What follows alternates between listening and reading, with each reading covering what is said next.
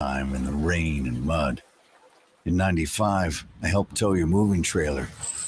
And in 09, it was sparks from me, your chains, dragging behind your truck that accidentally started a wildfire. Spark a change, not a wildfire. Visit SmokeyBear.com, brought to you by the U.S. Forest Service, your state forester, and the Ad Council. Only you can prevent wildfires. News Radio 690 KTSM. Live from the KTSM AM 690 studios, it's Talk El Paso with Andrew J. Polk. Be a part of the show by calling 915-544-KTSM, 915-544-5876, or comment online on our stream at facebook.com/Talk El Paso. It's 4 p.m. Mountain Time, and that means it's time to talk El Paso with Andrew J. Polk. Thank you all so very much for joining us here for Talk El Paso, airing live on News Radio 690 KTSM.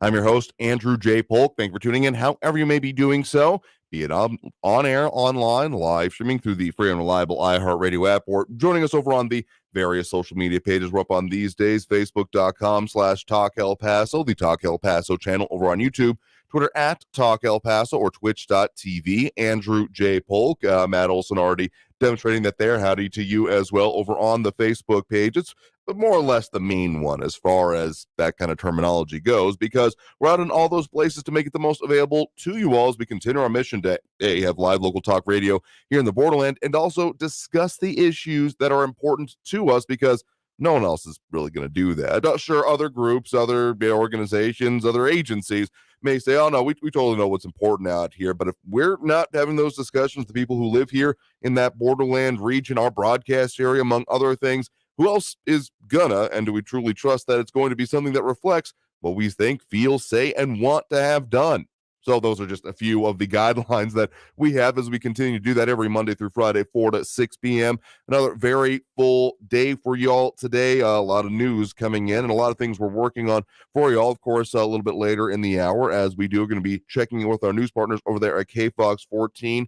Yes, for those of you of, well, the age, if you're listening, of that young age, in the school days, what I'm talking about there, or those of the caretakers, parents, grandparents, loved ones, etc., anyone involved in their lives, back to school is definitely looming, already in place for some of those school districts out there, which I got to imagine has been a change being made. I mean, there's been a lot of stuff going on with that, but school safety and some of those previous Texas efforts, there's been a lot to delve into there, and that's something that our news partners over at KFOX 14 have been really focused on. So we'll be talking with Estefania Cipher, investigative reporter, with them about one of her reports specifically, but also some of the other ones on different aspects that are, well, part of the many things that need to be considered for back to school safety, one of the prime things among them. So we'll be delving into that and some of the other investigative reporting there. Otherwise, just a few other things going on in and around the area here. Yes, those interest rates, that hike coming up, and some mixed responses already immediately, including, well, there are some anticipated impacts to the housing markets to be coming before too long, but then also some activity in the stock market already up a little bit.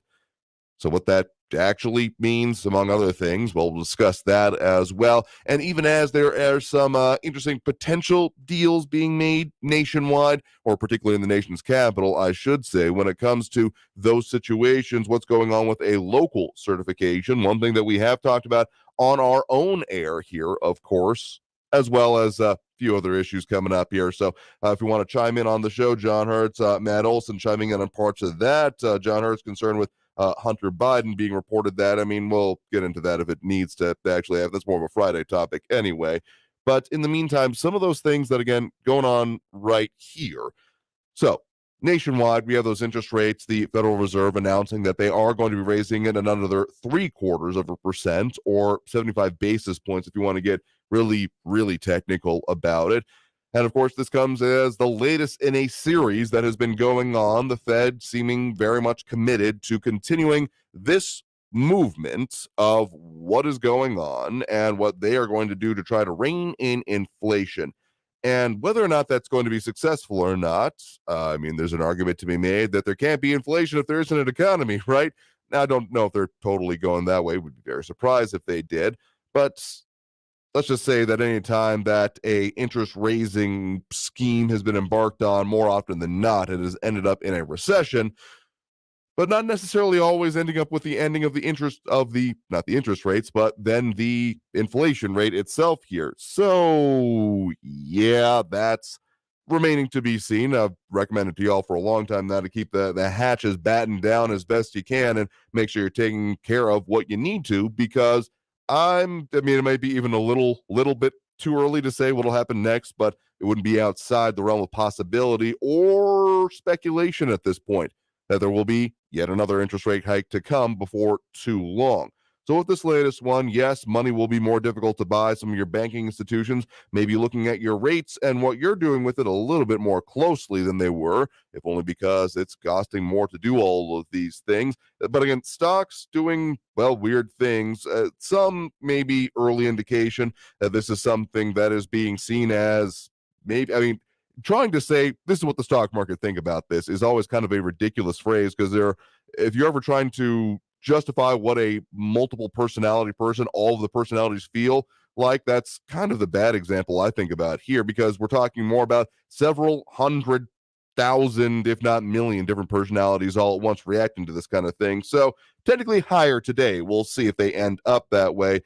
I think taken initially as ideas to shore up the economy, but coming out of DC as well, some deals potentially being made, some of those influential figures or very crucial ones lately. You might be familiar with the name of West Virginia Democrat Joe Manchin, saying that he has reached a deal with Senate Majority Leader Chuck Schumer on legislation meant to advance President Biden's agenda on taxes and climate change, saying in a statement that he feels strongly about supporting this passage of common sense policies to reduce inflation and focus on the challenges confronting America. Of course, he has been more than a little bit of a linchpin in a lot of ways in some of these legislative efforts. So whether this one actually moves through and we see any of those impacts in our area remains to be seen. But even the conversation, that may be even more buoying of some of the stock market moves than just about anything else.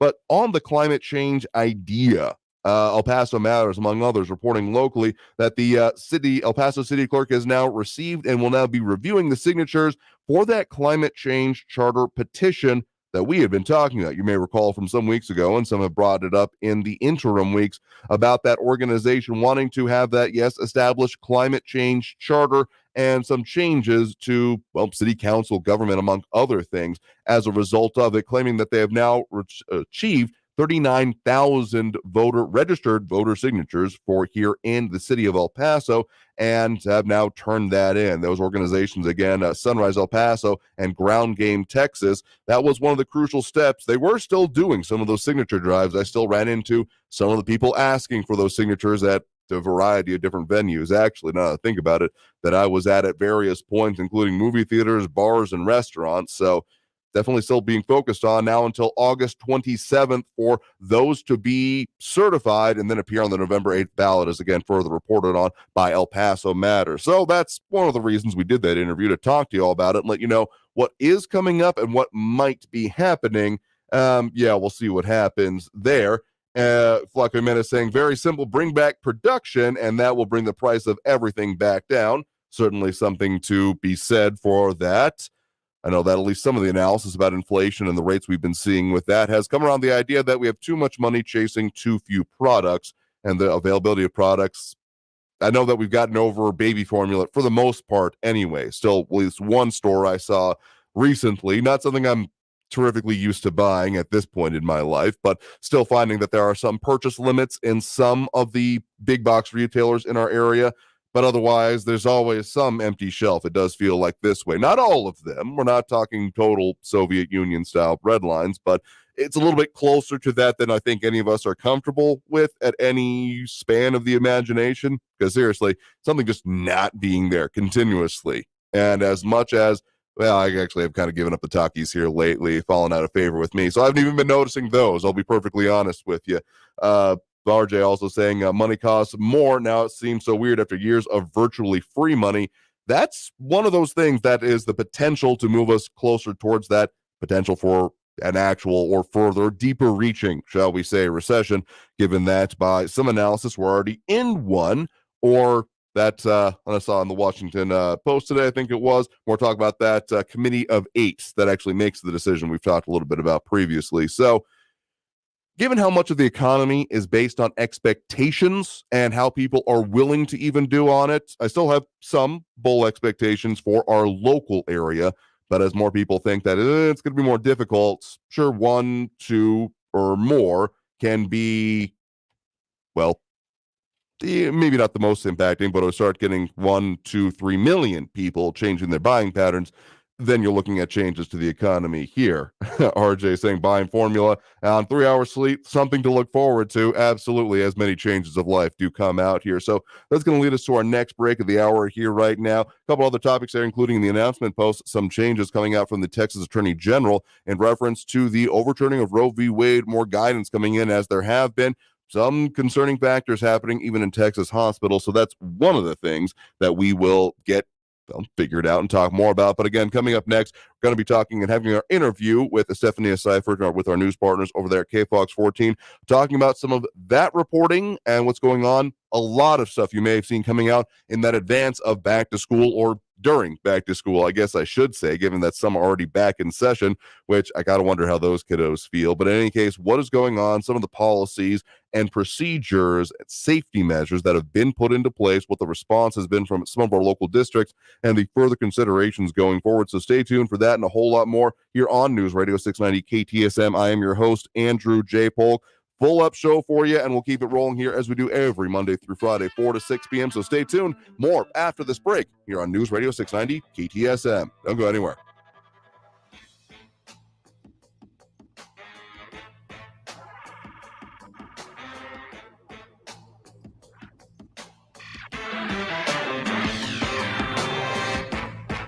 Traffic all day. News Radio 690.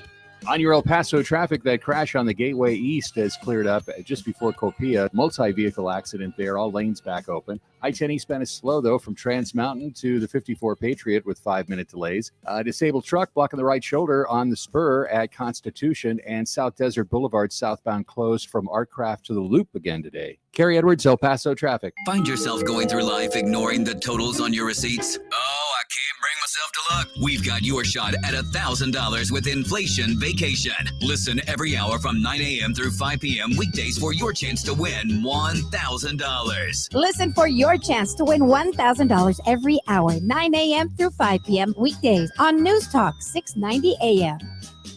This report is sponsored by the Ben Ferguson Podcast. The dam is breaking. Coming up on the Ben Ferguson Podcast, officials are now weighing real charges against Hunter Biden as the probe reaches a critical stage. So what are the charges? I'll tell you all of them coming up on the Ben Ferguson Podcast. Download it now. Almost 3 million people use Navage to breathe better, sleep deeper, snore less, and stay healthier. I'm Martin Hoke, and I invented Navage, the world's only nose cleaner that helps flush out airborne germs with powered suction. But what do doctors have to say about Navage? Here's Dr. Tonya Farmer, a board-certified ear, nose, and throat specialist. Most airborne allergens and viruses enter through your nose. When that happens, it can cause congestion and irritation, and that just makes you feel miserable. You can get a cold, you can get flu, sinus infections, or even worse. Flushing your nose with a saline solution is the most effective way to flush all of those dangerous threats out of your nose. So now when patients come in my office, I tell them I highly recommend that you use Navage on a daily basis for overall good health and wellness. And Navage is all natural and drug-free at Navage.com, Walmart, Walgreens, CVS, Rite Aid, Bed Bath, and Target. Navage, N-A-V-A-G-E, clean nose, healthy life.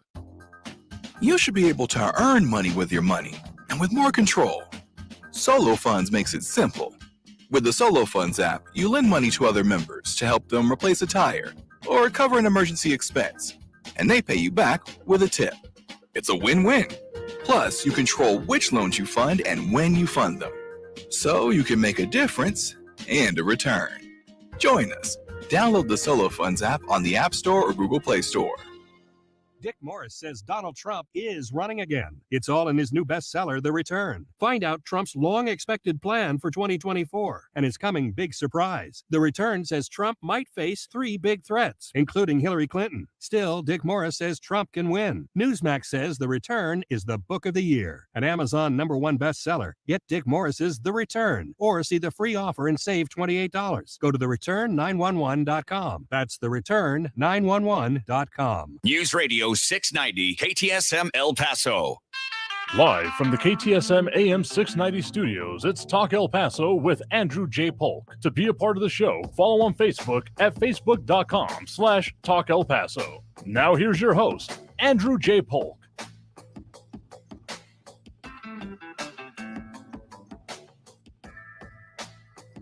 Welcome back here to Talk El Paso, airing live on this pre-recorded interview on News Radio 690 KTSM. I'm your host, Andrew J. Polk. Thank you for tuning in, however you may be doing so, be it on air, online, live streaming through the free and reliable iHeartRadio app, or joining us over on the various social media pages we're up on these days, facebook.com/Talk El Paso being one of the major ones, but also find us under those pages on Facebook as well, or YouTube, Twitter, and Twitch, either under Talk El Paso or Andrew J. Polk. Of course, many things we are delving into here today, as we do each and every weekday, 4 to 6 p.m., Monday through Friday. But we also are joined here in studio by Estefania Seifert, investigative reporter with our news partners over there at KFOX 14. Thank you very much for joining us today. Of course. Hi, everyone. So we have had a lot of anticipation coming up here already and talked about it a little bit earlier this week ahead of your Monday special report, but a lot of focus going on back to school and specifically school safety. And that is, again, one that you have delved into now with doing a really intense look at both the safety measures and the way they work together for some of the districts and what is being rolled out by a lot of them. Right. So this goes back to 2018 when Governor Greg Abbott implemented the school and firearm safety action plan.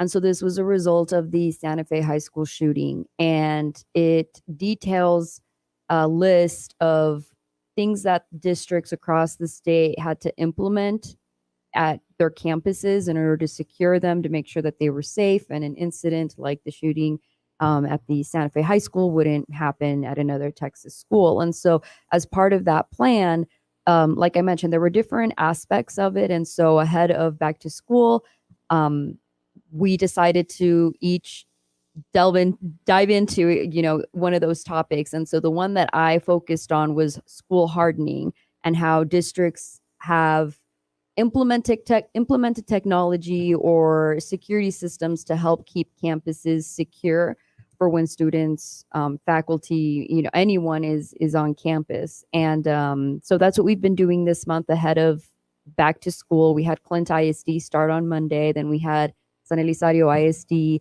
on Tuesday, and we're expecting the majority of the school districts to start on Monday, next Monday. So this is something that is of great importance to parents, I think, especially after the Uvalde shooting, when there was a lot of hesitation from parents to continue to send their kids for those last few days of school, just because of the news that came from that at an elementary school. Right. So, of course, we're talking about efforts that have been in place or ongoing for years now. So the fact that it comes at what may seem like a coincidence of time here, given the more recent events here, does it seem like any of these plans or the things that you or your fellow reporters over there have been looking into, that they've been accelerated at all? Or this is when these were going to come out anyway, and it comes at, probably for a lot of concerned parents, again, the timing is important. Well, I will say, all of these security measures have been in place for at least the last 2 years. And really, they did come as a result of this action plan that was put in place. There are things that are mandated by the state, so school districts have to follow that. School districts have to put those things into action. And so even the funding that they get is very specific in what they can use it for, especially when it comes to securing campuses and just safety of students. And I will say that in speaking with superintendents or even with spokespeople from the districts, they did say that although they did have some of these security measures in place over the past couple of years, the Uvalde shooting definitely struck a chord. It definitely had them looking into their emergency plan. It had them looking into what else can we implement, especially just because they felt that, hesitation from parents and from teachers as well. And so there may be even more changes and security upgrades coming in addition to what's already in place at each individual district. And it varies. Not all districts have the same technology. Some do, some don't. Some are still trying to work on securing funding, especially the smaller districts, the ones that don't have their own police department. Okay. Again, if you're just joining us, guest right now is a Stephanie Seifert, investigative reporter with our news partners over there at KFOX 14. You want to find out any of her recent reporting, including this most recent one titled KFOX 14 Investigates Security Updates Made at School Districts Across El Paso. You can find that over on kfoxtv.com and either search up that story or look under the KFOX 14 Investigates tab there. So which districts were you looking at specifically, and at some of the things that will be shown during the report in the video that people can see, of course, here as it aired earlier this week? What's some of the specific districts that you looked at? Right. So I contacted Socorro ISD, Isleta, El Paso ISD, Canutillo, Clint, Anthony, San Elizario, and Fabens. All of them got back to me with the exception of Socorro and Isleta. They would not give me an interview or a statement on the security measures that they've put in place. San Elizario provided me with a statement saying that they have a 1-point secure perimeter on campus, meaning that people can only go into campus through one door, essentially, and they've added double doors as well. And so that was the statement I got, along with the superintendent also included in her statement that she felt that if Governor Greg Abbott wanted school districts to implement this action plan, that he needed to provide better funding for it. It just for modifications to infrastructure and whatnot. Fabens ISD is implementing a system called Front Row, and what it is a camera inside the classrooms. And this serves two purposes. One, if there's an intruder in the building, a central office can locate where exactly that intruder is. A second purpose is something that can be used year round. So teachers wear a microphone around their neck and it amplifies sound in the classroom so that the students who are sitting in the back can hear more clearly and engage more in the lesson, because studies have shown that the students who sit in the back typically don't tend to grasp the lesson like the children who sit in the front.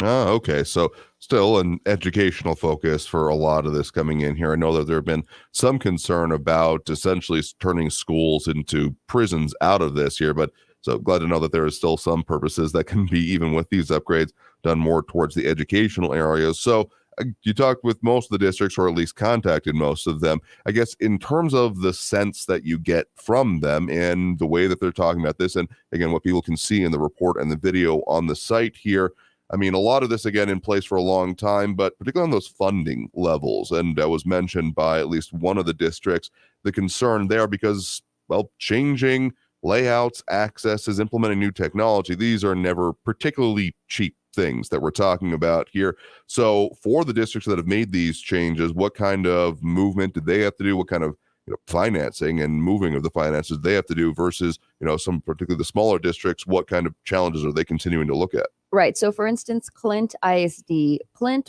also has this front row system that I was talking about, the cameras in the classroom. They implemented that last year and they've done a great job with their security. They're very, it's upgraded. Their campuses are really up to date with all of these new technologies to keep children safe.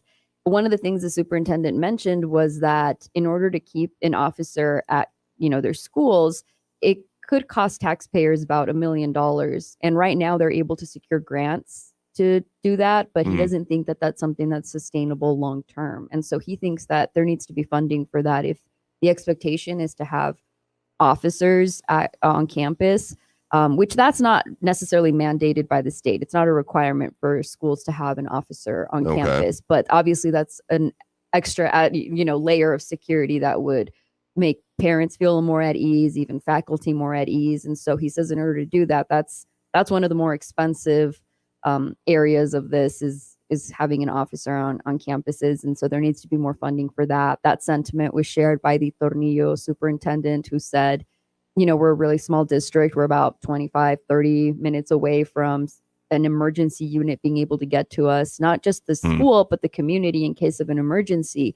And so, yeah, I mean, for them, they don't have a police department. So sometimes even conducting these lockdown drills is a bit of a inconvenience, or maybe not inconvenience, but a difficulty, just because they don't have those resources. They don't have a police department there. They don't have the law enforcement agency just readily available, although they do partner with them. They do partner with the sheriff's office, and when they do conduct those mandated drills.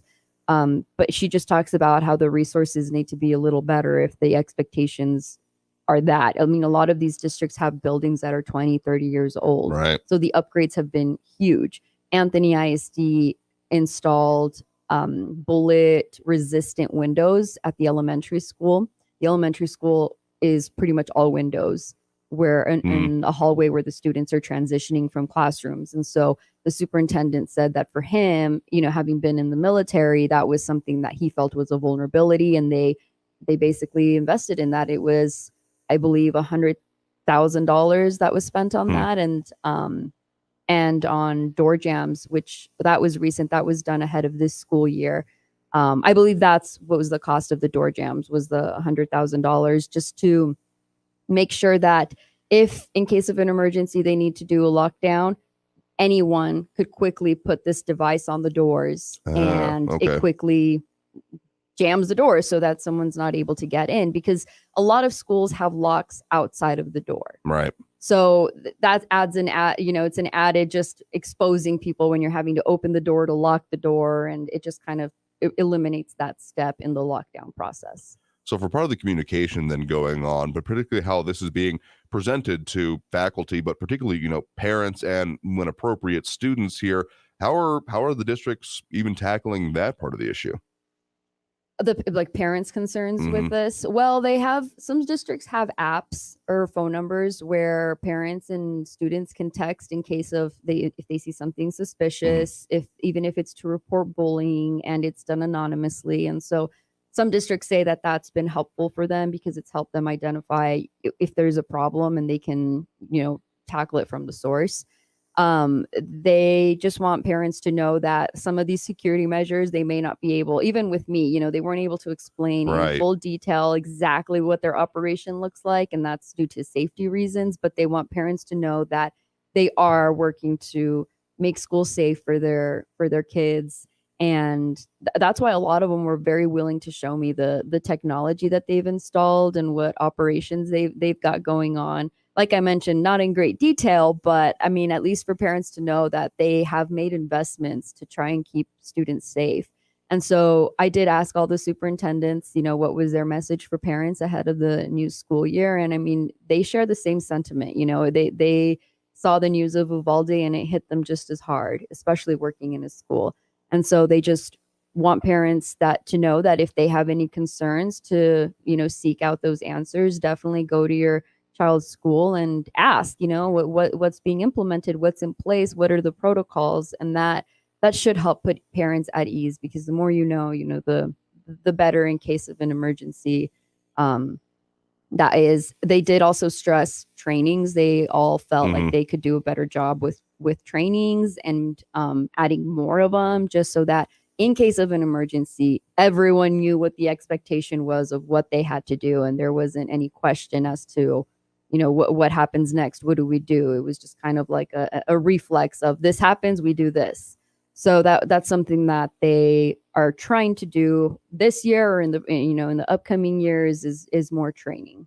Absolutely here. So again, joining us in studio right now is Stephanie Seifert, investigative reporter with our news partners over there at KFOX 14, talking more about some of the back to school reporting going on right now. So again, to find her reports, kfoxtv.com, and then click under the KFOX 14 Investigates tab. We got to take that next break right now. So coming out of this break, we'll get to more on some of the reporting going on and in-depth stuff going on with our news partners and around here in the borderlands. So stay tuned for more Talk El Paso after this break here on News Radio 690 KTSM.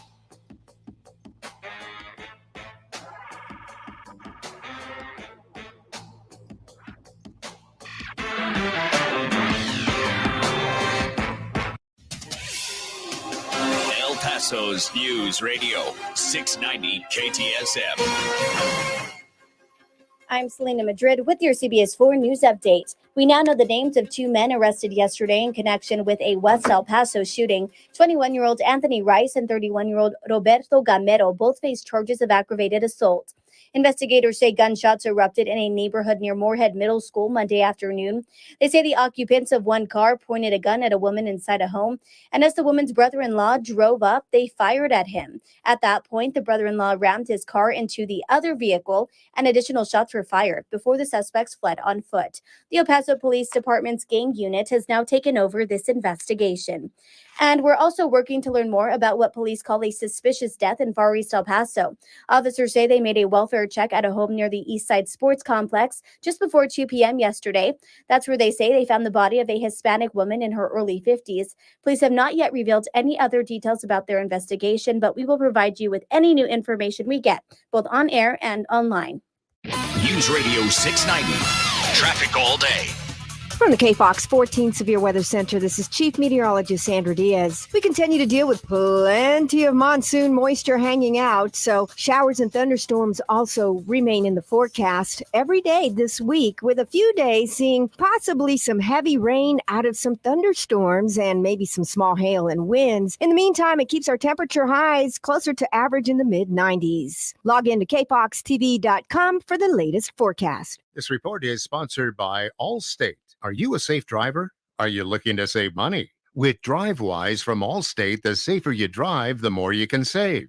At Allstate, better protection costs a whole lot less. Visit allstate.com or call an agent for a quote today. The El Paso Community Foundation supports the causes you feel passionate about here in the borderland, whether it's education, social services, arts and culture, the environment, health, or economic development. The El Paso Community Foundation has been promoting philanthropy and progress in our hometown region for more than 45 years. Make your mark with us. Start a fund today. For good, for El Paso, forever. Learn more at epcf.org. That's epcf.org.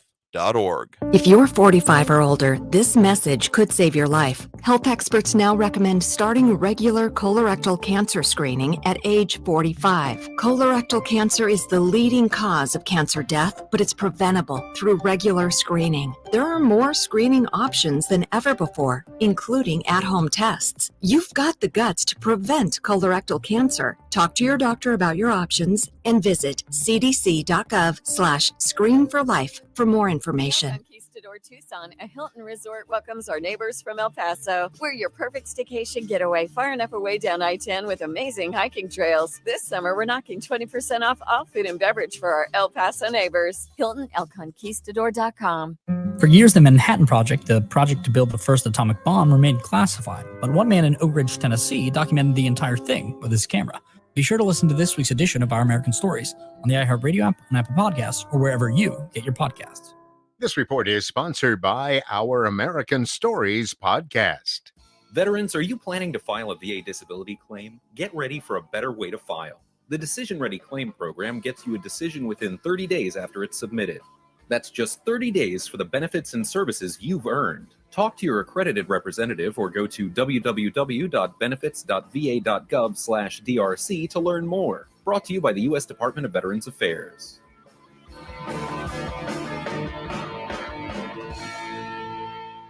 El Paso's News Radio 690 KTSM. Live from the KTSM AM 690 studios, it's Talk El Paso with Andrew J. Polk. To be a part of the show, follow on Facebook at facebook.com/Talk El Paso. Now here's your host, Andrew J. Polk. Welcome back here to Talk El Paso, airing on News Radio 690 KTSM. I'm your host, Andrew J. Polk. Thanks for tuning in, however you may be doing so, be it on air, online, live streaming through the free and reliable iHeartRadio app, or joining us over on the various social pages. We're up on these days, Facebook, YouTube, Twitter, and Twitch, either under Talk El Paso or Andrew J. Polk on most of those. Continue our conversation, of course, as we do on most Wednesdays, with Stephania Seifert, investigative reporter with our news partners over there at KFOX 14. Thanks for sticking around with us. Of course. So we've been talking a lot about the in-depth reporting going on, some that you've done as well, but you had mentioned that as we approach this, it's already started for some, but for the majority of districts in our area, the back-to-school time coming for early August here, there's been a lot of other parts being looked at. So you had a very focus on school safety, the school safety measures, but that's just one part of, again, those 2018 standards that, the state of Texas has been pushing, among other things. So what are some of the other reports that have been coming on around this that, your fellow reporters have been working on as well?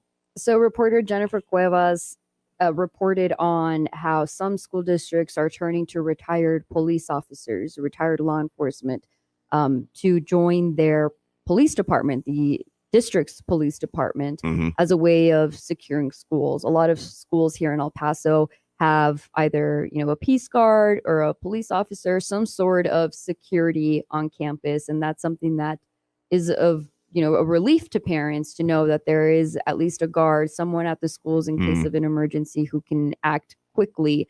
That was her report. It aired on Sunday. And tomorrow, reporter Jonathan Mejia is working on the mental health aspect of that plan that was put in place in 2018 and exactly what resources school districts had to implement with regards to mental health as a result of that shooting at Santa Fe High School. Yeah, of course. So people, remembering about that one, a lot of focus has been on Uvalde, but some of those aspects as well. Again, this has been in the works for a while now, and a lot of focus over many years. And then coming up tonight, have one of focus, including a town hall style response here with some of those district superintendents and local mental health authorities. Your voice, your future town hall safety in schools. Yeah, so that will be moderated by KFOX Morning News anchor Jessica Gonzalez, and she will be speaking with two superintendents and the CEO of Emergence Health Network, basically answering questions from parents ahead of the new school year.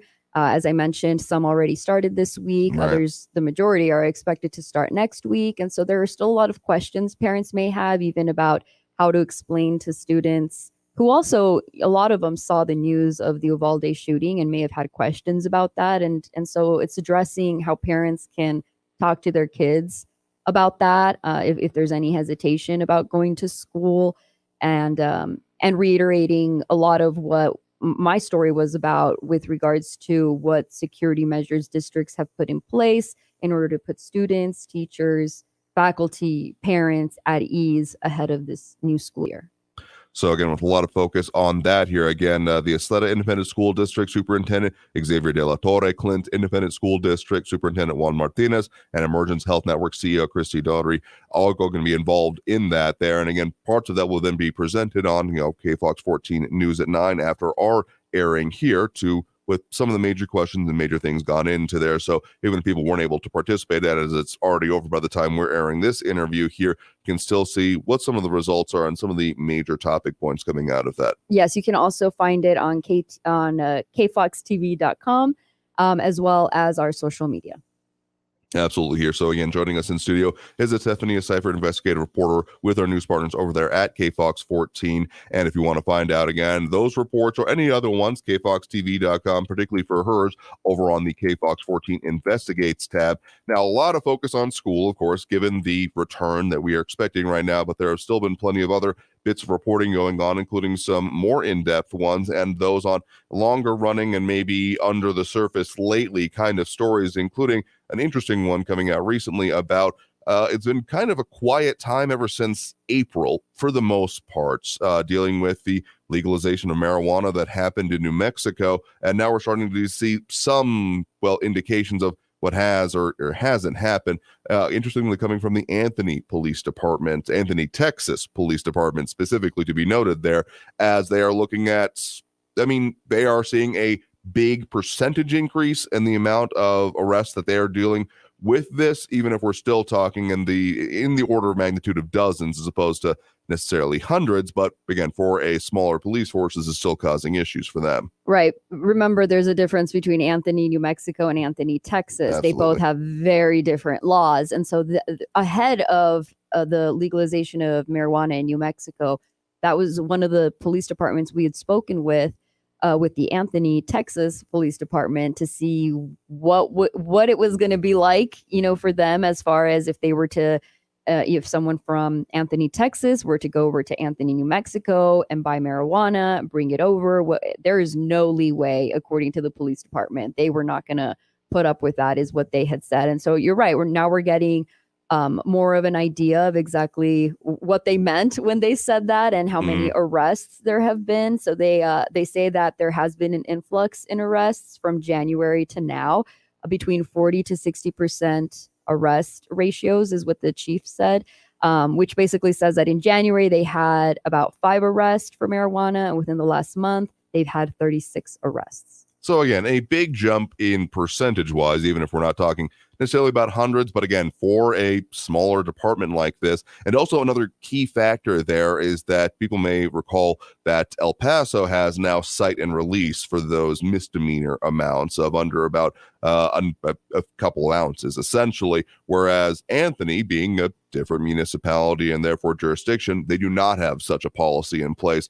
Therefore, each one of these is not the traffic ticket level is the way it's been talked about in El Paso. There it is an arrest. Right. They do not get a citation. They are getting arrested if they are caught with this. In Texas, possessing a usable amount of marijuana is a Class B misdemeanor. And so, the Anthony Police Department does not give citations. They will arrest any person who has the drug. And the chief has said that the legalization of medical use was not an issue for them. It began once the recreational use became legal, that this started to be more of an occurrence for them. So again, an interesting kind of one of the first real indications I've heard or been seeing, at least in our area, of what some of these impacts are for the thing they're talking about is the fact that this then takes an officer, because of the arrest nature of what they're dealing with, out of service, off the line, essentially for a couple of hours to deal with this. An interesting, or again, one of the first real kind of concrete, this is what impact we're seeing everything since April. Otherwise, it's been not that much focused on. But this, of course, isn't even the only bit of other investigative reporting going on, including, again, from one of your fellow reporters there, focusing more on the continuing investigation into the disappearance of Richard Halliday. Right. Reporter Vanya Castillo spoke with the mother of Richard Halliday to see, what updates there have been with the search for him. He's been missing. He was last seen, in his barracks, and that interview just details what her experience has been during this time that they continue to search for him, and what her relationship with the military has been at this point, as far as, the help that they've gotten or haven't gotten with that search. It was a really good interview, and that one aired on CBS. So you can find that one on our website on cbs4local.com. So again, a lot of different ways and things going on in-depth and regular reporting going on in the community. But as always, suggestions are appreciated. And if people have something that it needs to be looked into, at least one person talking about maybe a concern involving their vet earlier. So if they wanted to have someone in-depth looking at this, because as much as we appreciate some comments and calls on things like that, often it takes a little bit more digging into to really get into what, again, is the best way for them to get a hold of you or even suggest things like that. Well, a lot of you have contacted me through social media, so that's one way. Yeah, you can look me up as Stephanie Seyfert, and then you can also send me an email at eyseyffert@kfoxtv.com.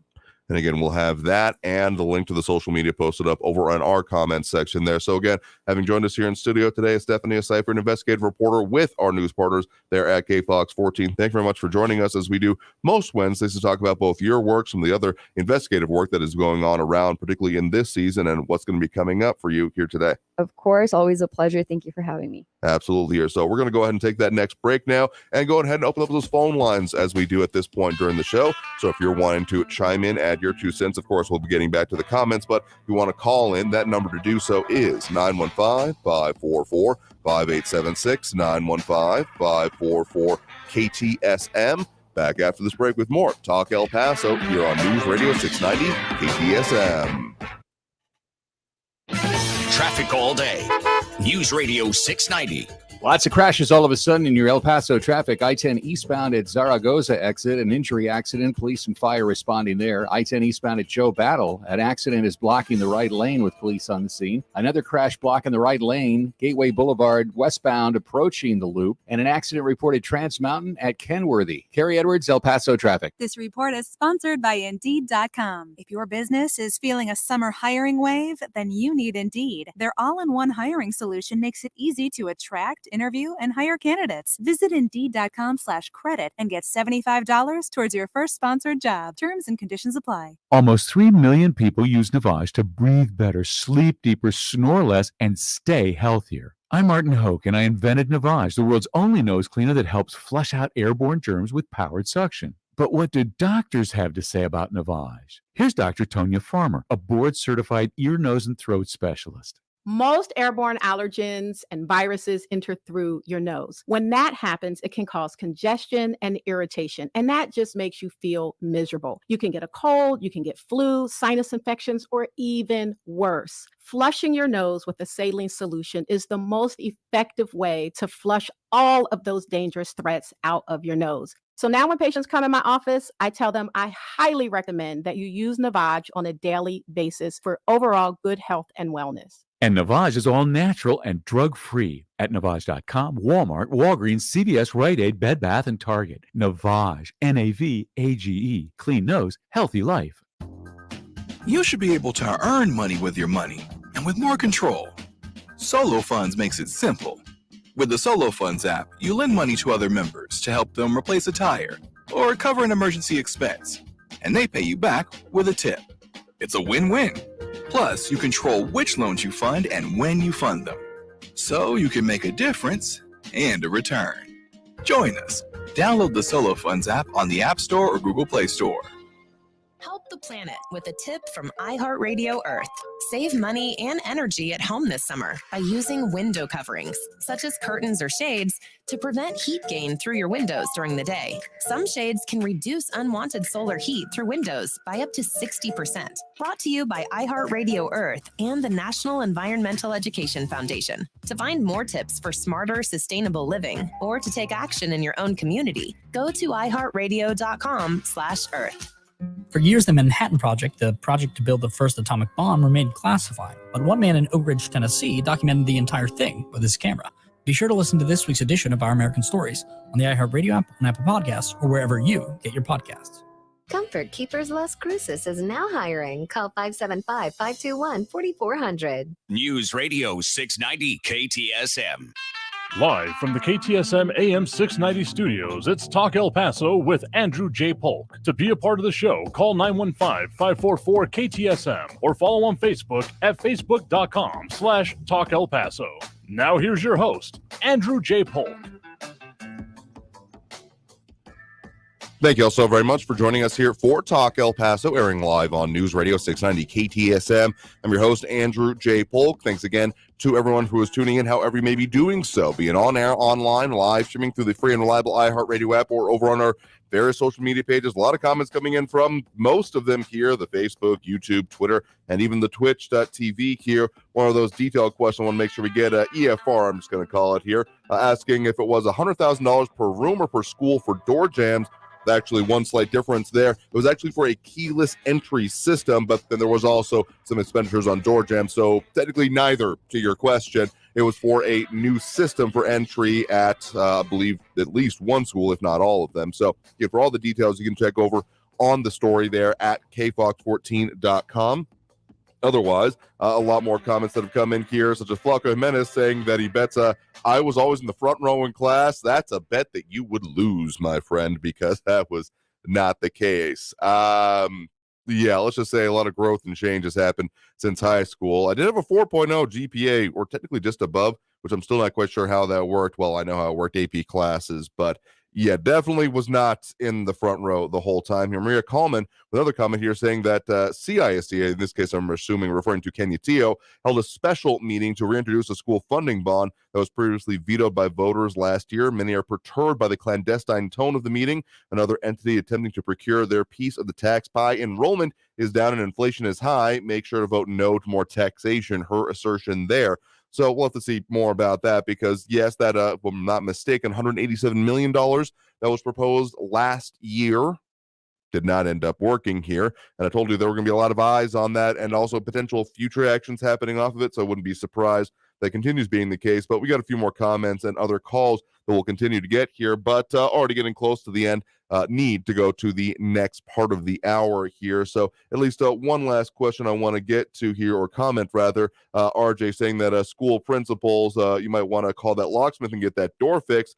Might improve job security, and another little side benefit, saving kids' lives. Definitely a lot of conversation going on the merits and or ways you need to consider this here. And also Ed Munoz chiming in saying, interestingly, Texas Agriculture Commissioner Sid Miller calling for the expansion of medical cannabis. Yeah, that has come up a little bit here. We also got some other Texas laws, or I guess just legal situations going on that we will be discussing here in this next hour as well. So already do again for that next one. So if you want to get on the line, get on your space and be able to chime in by phone, we do, of course, have that phone line open now. We'll start taking those at the start of the next hour. That number to call is 915-544-5876, 915-544 KTSM. We've covered a lot of ground already here today, but we got a few more that we will be getting into here, including, of course, more on those Texas, again, legal situations, what Texas Attorney General Ken Paxton is now saying in the wake of the overturning of Roe v. Wade from the Supreme Court decision,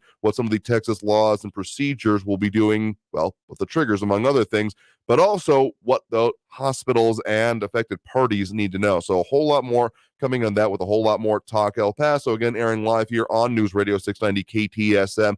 Again, thanks to our guest from this hour, Stephanie Cipher. Be sure to check out the stories that are going to be airing tonight, KFOX 14 News at 9, including that town hall with some of the superintendents, some of the bigger ones in our area, and mental health experts. Also some related reporting that we're going to be bringing you all in coming days, actually tomorrow to be more specific. But in any case, got to take that next break right now. Coming out of the top of the hour, we will again get to more of those comments, more of those calls, more of all the discussion that we do when it comes to the things that affect us here in the borderland. So again, that number 915-544-5876, 915-544 KTSM. Back after this break with more Talk El Paso here on News Radio 690 KTSM. Stay tuned.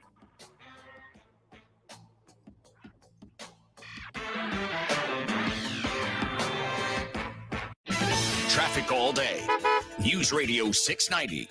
Lots of crashes all of a sudden in your El Paso traffic. I-10 eastbound at Zaragoza exit, an injury accident. Police and fire responding there. I-10 eastbound at Joe Battle. An accident is blocking the right lane with police on the scene. Another crash blocking the right lane. Gateway Boulevard westbound approaching the loop. And an accident reported Trans Mountain at Kenworthy. Kerry Edwards, El Paso traffic. Hey, El Paso. Ivan Ochoa, General Manager of Sunland Park Chrysler Dodge Jeep Ram Fiat. We make car buying fun, fast, and easy. And our goal is to ensure everyone gets the lowest price possible with exceptional trade-in values. At Sunland Park Chrysler Dodge Jeep Ram Fiat, no one pays over MSRP on every new car, truck, and SUV in stock. Plus, save big on every certified pre-owned vehicle. For a limited time, get 0% APR for 60 months on the all-new 2022 full-size Wagoneer SUV with third row seating. Get up to $8,000 off select new Ram trucks or super low 2.9% APR for 72 months. All military personnel and all first responders receive an additional discount. Thank you for your service. Trade and upgrade for less during the Make This the Summer event at Sunland Park Chrysler Dodge Jeep Ram Fiat. Where buying a car is fun at I-10 at Sunland Park Drive or online at sunlandparkdodge.com. Estamos en tu esquina El Paso strong. Includes factory rebate and dealer discount plus TTNL. 0 APR is $1,667 and 2.9% APR is $1,515 per thousand finance on select vehicles with approved credit. Offers not combined. Excludes Hellcat, SRT, and TRX models. Everyone deserves to feel safe and protected at home, but some communities are more at risk for deaths or injuries in residential fires than others. According to FEMA, socioeconomic factors are among the best-known predictors of fire rates in neighborhoods. As a global leader in fire safety, KITA believes this issue is cause for alarm. See how KITA is promoting fire safety in all communities at causeforalarm.org. That's causeforalarm.org. Join us for safer communities. This message is for all of you sitting in the passenger seat. And apologies if it gets a little uncomfortable, but how does it feel to be at the mercy of someone who thinks a random text is more important than your life? Someone who takes their eyes off the road while speeding along in a 3-ton hunk of steel. Freaky, right? Well, why not just ask them to stop? Or better yet, volunteer to text for them. It might be a little awkward, but believe me, you'll live. Learn more at stoptextstoprex.org. Brought to you by the Ad Council and the National Highway Traffic Safety Administration. Because you never hear this. Hey, hon, I'm late. Chris, I am so pleased you missed the beginning of our meeting. Thanks for making me wait, Dad. I talked to a lot of strangers. Check on your commute. Stay informed. Traffic and weather all day, or you might never hear the end of it. Well, you were late to our anniversary dinner that one time. Yes, how could I forget? El Paso's News Radio 690 KTSM. Stay informed at KTSMradio.com. News on the hour and the hat. Traffic and weather all day. News Radio 690 is KTSM AM El Paso, an iHeart radio station. NBC News Radio, I'm Brian Shook. The market is closing higher even after the Federal Reserve announced it would be raising interest rates. The central bank said it would be hiking rates by 0.75 of a percentage point to combat inflation. However, the Fed hinted it may be slowing down its rate hike process, which the markets responded kindly to. West Virginia Democrat Joe Manchin says he's reached a deal with Senate Majority Leader Chuck Schumer on legislation meant to advance President Biden's agenda on taxes and climate change. The senator said in a statement he strongly supports the passage of common sense policies designed to reduce inflation and focus on the challenges confronting America. A top national security spokesman says the Biden administration is working aggressively to bring detainees home from Russia. Now, as part of those efforts, we made a substantial offer to secure the release of Paul Whelan and Brittany Griner. Expanding on the Secretary of State's earlier comments, John Kirby emphasized this is at the top of the mind for President Biden and his entire national security team. House Democratic leaders are delaying a vote on banning military-style assault weapons. Lisa Taylor reports. The assault weapons bill is linked to a measure providing federal grants for policing. The policing bill has prompted squabble inside the House Democrats caucus, with progressives pushing for more police accountability. Democrats hold a very slim majority in the House and need all the votes they can get. I'm Lisa Taylor. Spirit Airlines merger with Frontier is no more. Spirit terminated the deal after a vote on it had been postponed multiple times due to a lack of support. A manager and advisor to music star R. Kelly is pleading guilty to stalking. Federal prosecutors in New York City say Donnell Russell used threats, harassment, and intimidation to keep one of the singer's sexual abuse victims quiet. You're listening to the latest from NBC News Radio. Thousands of people who moved to New York City during the pandemic to take advantage of low-priced apartment rentals are now finding themselves being pushed out by their landlords. Noam Layden has more. Dottie Herman, who works for the real estate firm Douglas Elliman, says rental prices will soar even higher as landlords get their asking prices. First of all, there's only 1.9% vacancy rate, so there's no supply. Plus, the higher interest rates, a lot of people who were looking to purchase houses, they can't afford it, so they are now turning into renters. 34% of the inventory available today is thanks to those who've been priced out of their apartments. Charter Communications is being ordered to pay over $7 billion to the family of a North Texas woman who was killed by a company worker. A Dallas County jury issued the punitive damage order yesterday, which will be appealed. The jury found Charter liable last month, saying the company failed to properly screen Roy Holden Jr. when they hired him. South Carolina school systems are having a staffing issue as the new school year approaches. Scott Kimbler reports. There will be plenty of kids soon filling the halls across the state, but in Columbia, there is a shortage of bus drivers to get them there. The biggest shortage appears to be in Kershaw County, where the system is short 28 drivers, and Richland County is short around 20 drivers. Watch Fox 57 News is reporting Sumter County has the highest demand, being short 50 drivers. The good news is, if you're looking for a job, nearly every system is hiring bus drivers. Saudi Arabia is building a tall, narrow city snaking more than 100 miles through the desert. The sustainable city is called The Line. Newly unveiled design concepts show a futuristic walled city in the kingdom's northwest, more than 105 miles long, with no roads or cars, and running entirely on renewable energy. Brian Shook, NBC News Radio. Now your chance to win $1,000. Just enter this nationwide keyword on our website. Bank. That's bank. Enter it now. This report is sponsored by Our American Stories podcast. For years, the Manhattan Project, the project to build the first atomic bomb, remained classified. But one man in Oak Ridge, Tennessee, documented the entire thing with his camera. Be sure to listen to this week's edition of Our American Stories on the iHeartRadio app, on Apple Podcasts, or wherever you get your podcasts. Maybe you've had to put off a health appointment or two during the COVID-19 pandemic. But if you're 45 or older, there's one test you shouldn't put off any longer: regular screening for colorectal cancer. Colorectal cancer is a leading cancer killer, but it can be prevented with regular screening starting at 45. There are more screening options than ever before, including at-home tests. It takes guts to put your health first. Ask your doctor about your options today. Visit cdc.gov/screen4life for more M1EP.com. Superior multifamily property management services citywide. This is Alec Baldwin. I'd like to invite you to listen to my new limited series podcast about a true American hero who lived to tell the story of his imprisonment by the Japanese during World War II. I'm kind of proud of the fact that I'm a survivor. I wouldn't want to go back through it, but I wouldn't trade it either. It changed my life completely. Listen to Ben Steele American on the iHeartRadio app or wherever you get your podcasts. Stay tuned and stay informed with News Radio 690 KTSM, an iHeart radio station. 180 over 111, and I had a stroke. I couldn't speak or walk. This is high blood pressure. Get back on your plan. Go to loweryourhbp.org. Brought to you by the American Stroke Association, American Medical Association, and the Ad Council. News Radio 690 KTSM El Paso. Live from the KTSM AM 690 studios, it's Talk El Paso with Andrew J. Polk. To be a part of the show, call 915-544-KTSM or follow on Facebook at facebook.com/Talk El Paso. Now here's your host, Andrew J. Polk. Thank you all so very much for joining us here for Talk El Paso, airing live on News Radio 690 KTSM. I'm your host, Andrew J. Polk. Thanks for tuning in, however you may be doing so, be it on air, online, live streaming through the free and reliable iHeartRadio app, or joining us over on the various social media outlets we're up on these days, facebook.com/Talk El Paso, the Talk El Paso channel over on YouTube, Twitter at Talk El Paso, or twitch.tv, Andrew J. Polk.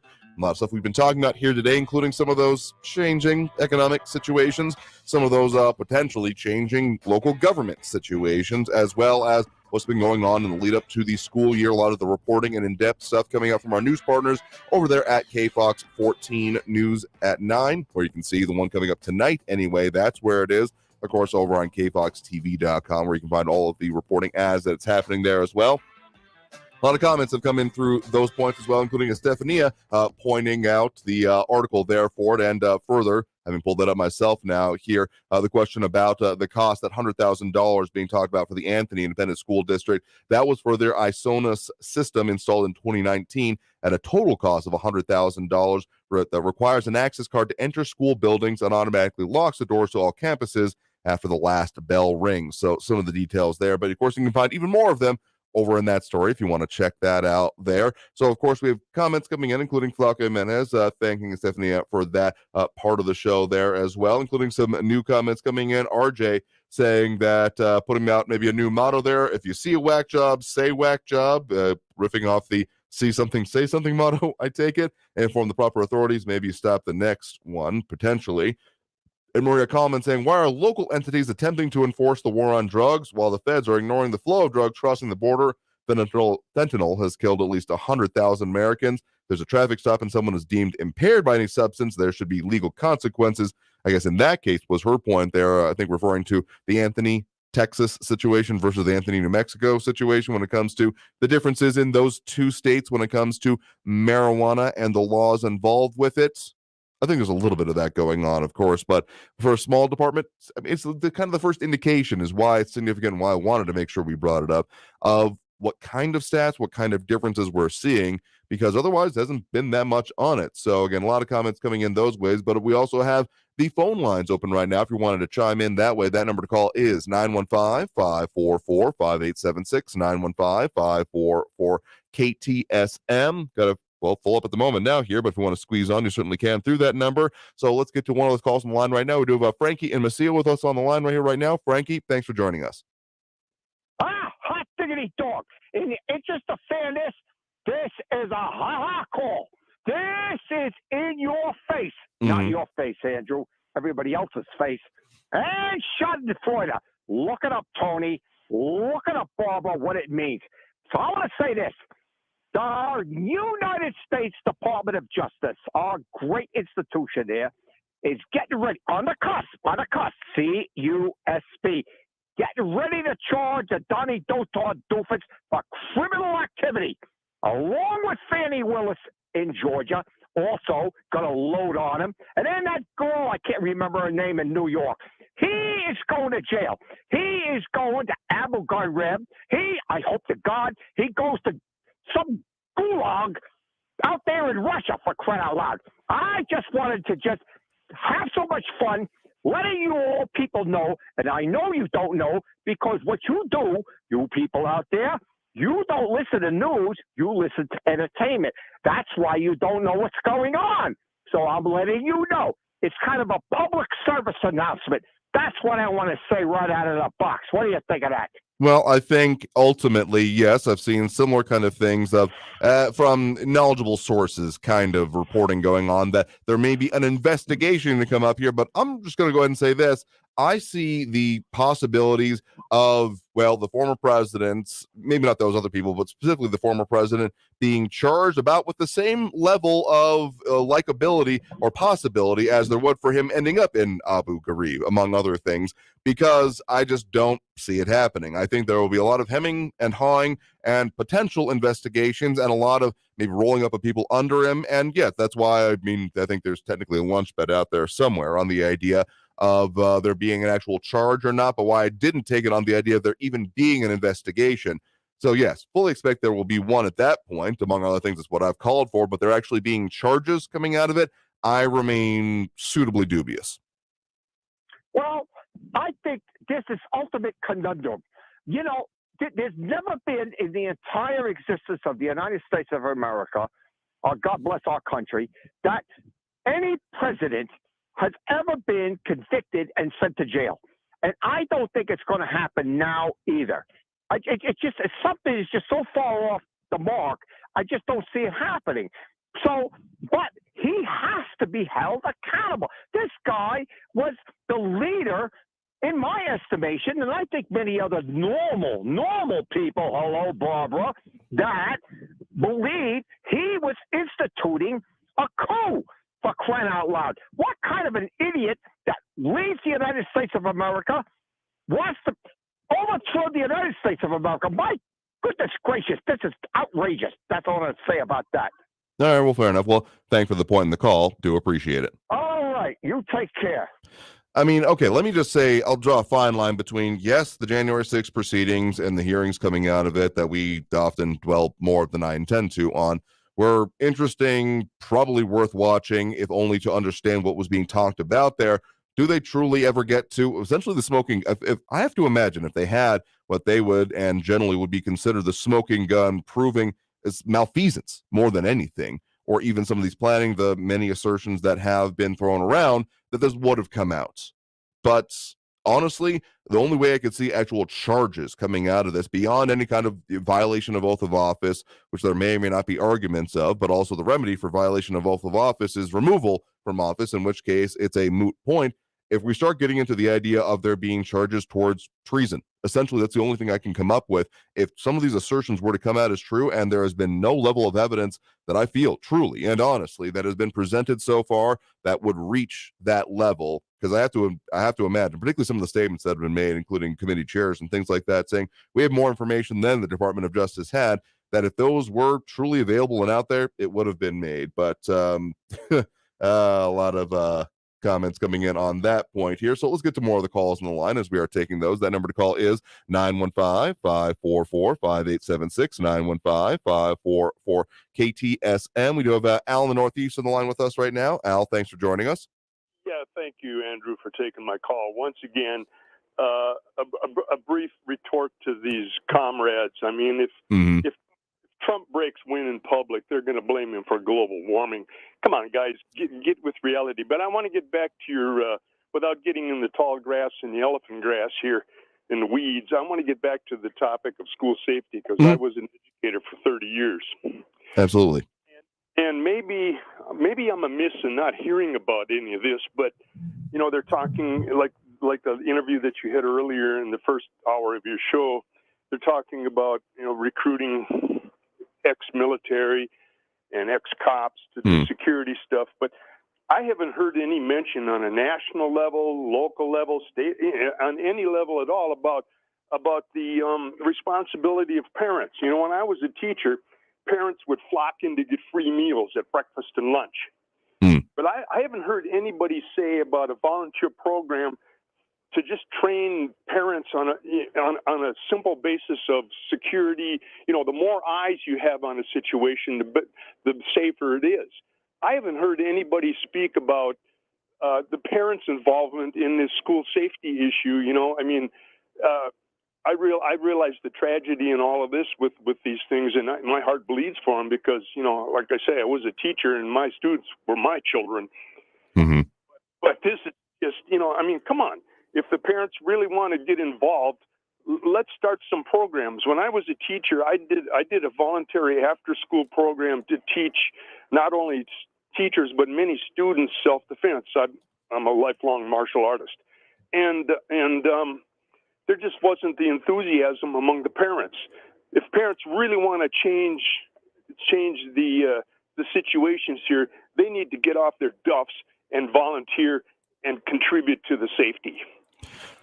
So I'll say it in this way, that nationally, I don't disagree with you on any particular point there. Just let me say that right off the bat, that there's not been a talk about this being done in a concerted way. But what I will say that I have seen is in kind of stops and starts, individual circumstances, like, and maybe well-meaning people who are going about it the wrong way in some cases, like a dad saying he's going to be outside the school every day in a truck, but not like informing school officials. Like, there's good ways and there's bad ways it has been seen that I've seen come across anyway. But the actual way of doing it, I'm aware of some, at least initial consideration of efforts, including, well, we've had some brought up here, including like the Texas School Guardian program and a couple others. And I'm aware of at least some interest, even in our area, of similar types of things. So potential here, but I will say to this, very much as it is put as a solution to other issues, including what is being taught in schools, what are your kids' values, those kind of things, parental involvement being ever so slightly key, in my mind, that doing it in the same way here makes a lot of sense. And I don't want it to, I guess the only caution that I have, or a caveat that I would put forth on this, is saying that this should be done along with things like, well, the reasons that we see some of these school-wide efforts coming out of even 2018 and now coming to fruition at this, I don't want to say opportune time, but this very much timely era that we have right now, but that there still needs to be more work done on it, because it just far too often does it seem to me being like, oh, no, that'll solve the problem. And therefore officials say, and therefore we don't have to do anything else. And that would be about the only thing I want to say, make sure doesn't happen, even if more parental involvement, I would definitely be in favor of. Yeah, well, it would have to be sanctioned and reviewed and studied by the districts, but there are a number of people, especially in this city, where we have a plethora of military people and ex police officers and martial arts people like myself who would be willing to train. And I put forth a program to the school district one time, and the school board rejected it, but that was back in the 80s. But I think the times have changed, and it's time to involve people on all levels to get this problem solved. Would definitely agree with you on that point here, because there's not many problems out there that I see us having, and I think a lot caused by people not being involved, and a lot that I don't think couldn't be solved by having more people involved, getting people like aware of it, because it's it'll be solved by someone, I'm sure someone will take care of it, that kind of mentality that even outside of this situation, which, I mean, there's a lot of into it and a lot of different situations that we talk about here, but a lot of them just by getting more people aware, involved, talking about it, and ultimately deciding to take action on it, I think we'd see a sea change in a lot of issues, and particularly this one. Okay, Andrew, thank you. I'll speak to you Friday. I appreciate it. Thanks very much for the point in the call. You have a good one there, too. All right. I think we got to take that next break right now, but come back out of the break. We will get to more of those calls, more of those comments. Been popping some up here, but if you want to chime in, again, we do have that phone line open right now. That number to call is 915-544-5876, 915-544-KTSM. Squeeze in while you can. They do fill up fast, and otherwise we'll be back after this break with more Talk El Paso here on News Radio 690 KTSM. Stay tuned.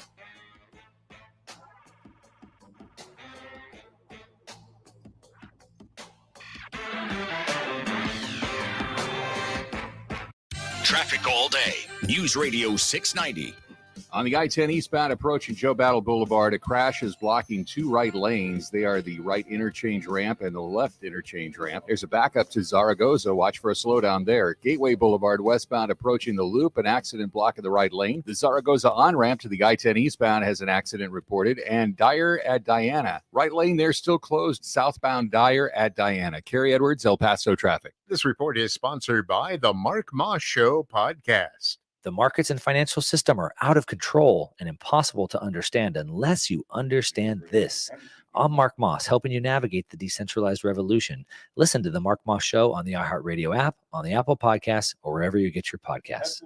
Almost 3 million people use Navage to breathe better, sleep deeper, snore less, and stay healthier. I'm Martin Hoke, and I invented Navage, the world's only nose cleaner that helps flush out airborne germs with powered suction. But what do doctors have to say about Navage? Here's Dr. Tonya Farmer, a board-certified ear, nose, and throat specialist. Most airborne allergens and viruses enter through your nose. When that happens, it can cause congestion and irritation, and that just makes you feel miserable. You can get a cold, you can get flu, sinus infections, or even worse. Flushing your nose with a saline solution is the most effective way to flush all of those dangerous threats out of your nose. So now when patients come in my office, I tell them I highly recommend that you use Navage on a daily basis for overall good health and wellness. And Navage is all natural and drug-free at Navage.com, Walmart, Walgreens, CVS, Rite Aid, Bed Bath, and Target. Navage, N-A-V-A-G-E, clean nose, healthy life. This radio commercial was made to convince you to stop speeding. We can't use siren sound effects on the radio, so we'll use other equally jarring sound effects to get your attention. Like telling you that whether you drive a little over the speed limit or a lot, you can crash just the same. You could hurt yourself or worse, others. I'm at the scene of the collision. And the damage you cause will be beyond repair. See, we didn't have to use crash or siren sounds after all. Speeding catches up with you. Brought to you by NHTSA. Doug. Chances are you're jamming in your car right now. And since Liberty Mutual customizes car insurance so you only pay for what you need, Limu and I are going to show you some safe car dance moves. Hit it. Everybody, check your blind spots real quick. Now hands on the wheel. Put them 10 and 2 and move your head like a bird do. Only pay for what you need at libertymutual.com. Liberty, liberty, liberty, liberty. News on the hour and a half. Traffic and weather all day. I don't watch television, so I get all my news from you. News Radio 690 KTSM. El Paso's News Radio 690 KTSM. Live from the KTSM AM 690 studios, it's Talk El Paso with Andrew J. Polk. To be a part of the show, call 915-544-KTSM or follow on Facebook at facebook.com/Talk El Paso. Now here's your host, Andrew J. Polk. Thank you all so very much for joining us here for Talk El Paso, airing live on News Radio 690 KTSM. I'm your host, Andrew J. Polk. Thanks for tuning in, however you may be doing so, be it on air, online, live, streaming through the free and reliable iHeartRadio app, or joining us over on the various social media platforms we're up on these days: Facebook, YouTube, Twitter, and Twitch. A lot of ways and a lot of comments. People are chiming in on all of those here, including RJ, Robbie Flores, Flaco Jimenez, John Brazelton, Ed Clore. Did I repeat some already here? In any case, Stephanie also chiming in, Maria Coleman, and more. Ed Munoz with some of those things, Kathy Codry. Also dropping those likes and reacts. We do appreciate Ion Graham, Robert Haynes, Ed Clore, Ida Beza Gardner, Robbie Flores, Monica Cervantes, Matt Olson, and Flaco Jimenez. We appreciate it, but if you got things you want to say, those are also good avenues for it, or over on our phone line. That line, again, open right now, and the number there, 915-544-5876, 915-544-KTSM. and some commentary about the commentators, which gets a little bit circular, I will agree. But again, what RJ said, mom and dad with a Motorola sounds like a plan.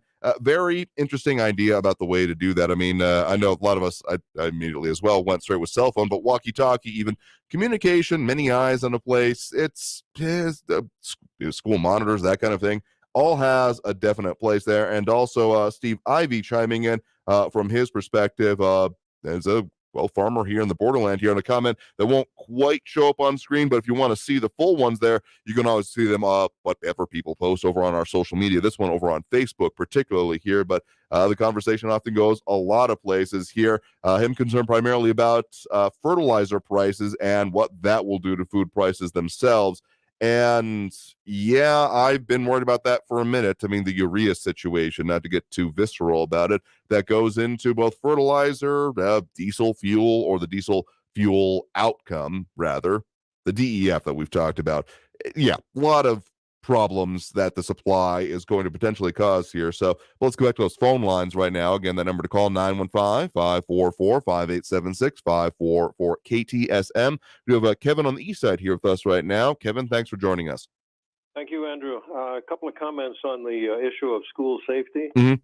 And I was a school teacher for a number of years also. And I'd like to say that having parents volunteer to help provide security, be monitors, and all this kind of thing, that's fine, up to a point. There are parents, quite a few of them, in fact, who will be showing favoritism towards their kid or their kids in that school, neglecting, if you will, to a certain extent, the rest. We're giving favoritism, let's say, to their kids. And so it's maybe a good idea, but we have to be assured of their loyalty to the principal or whoever is going to be in charge of this. Mm-hmm. Otherwise, you know, they're prone as parents to be looking after their own kid. And then as far as the military and the retired police are concerned, retired military and retired police, good idea. However, I would say also to pay these people. It doesn't have to be much. Some of these retired people are looking for a little extra cash, especially during these days.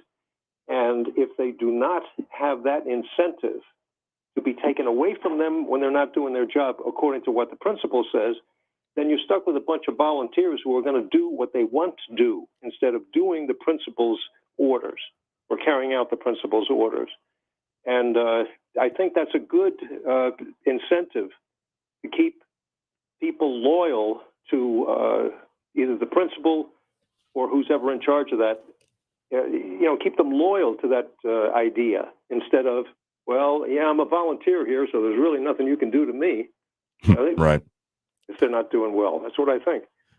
Yeah, that makes a lot of sense here. I mean, yeah, there's always, I feel like everyone has some kind of either from their school days or as a parent days being about, oh, that so-and-so Karen, she's a school monitor, but she's only there and making sure that no one messes up her little Missy or whatever. Those kind of situations. And yeah, if you take that kind of logic and then put it into either very serious safety situations or even potentially armed situations, yeah, I can see the level of concern you're bringing up there. And which is why, yes, I'll agree with you. I would encourage it to a point, but then say if we're expecting that to be the entire solution, that would be a mistake, because we do need, I don't know what you're saying by loyalty and following instructions kind of thing, because if they're supposed to be there to protect everyone, but they're only worried about their own little Billy and will make sure little Billy is out of the building and say, well, forget all those other kids. Yeah, that's a problem. But just being able to actually follow a plan and work as a team, critical things that someone in, like, kind of like you're saying, just in a volunteer mindset might not be totally on board with. So I get entirely where you're coming from there.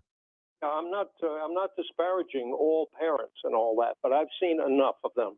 Oh yeah. To make the situation untenable for that reason. But there are plenty who are great at providing what the school wants, monitors, escorts for field trips and things like this. They're excellent. I'm not disparaging them. But I'm saying there's an exception, one or two, and they can spoil the whole thing. In the same way with the retired military and the retired police. That, okay, yeah, I'm a volunteer here, so you can't tell me what to do. Yeah, and then we're going to take away your $8 or $10 that we're giving you for your work each hour. And I think that would be great incentive. And I'd like to hear other people's comments on this because we have a lot of ex-school teachers, a lot of former military and police officers here in this community. Absolutely. Well, I appreciate the point in the call. Definitely appreciate your perspective on it there. You have a good one. Thank you. You too, Andrew. Bye. I mean, yeah, there's a lot of input in here, including Ted Core already saying a potential solution there. Don't let the parents volunteer in their kids' school. Therefore, I guess I'm assuming by extension that they would have to volunteer in other schools. Potentially an interest there, but also I could see that maybe undercutting the interest of parents doing it. I think that there's not going to be any one solution to this. I mean, we're focusing very much on the inside the school aspects of it here. And even within that realm of this very multifaceted set of issues that we face in this day and age, even when it just comes to school safety, don't think any one solution will happen there. So an interesting bits of perspective happening there. I think we got time for at least one more call before we hit that next break right now. But also RJ saying we could spend $60 billion on armed school security professionals or wasted on Ukrainian warfare and snails on the treadmill. Interesting comparisons making there and saying he knows his choice there. Let's at least one more call before we hit that next break. Again, the number to call is 915-544-5876, 544-KTSM. We do have Raul in Northeast on the line with us here right now. Raul, thanks for joining us. Hey, Andrew.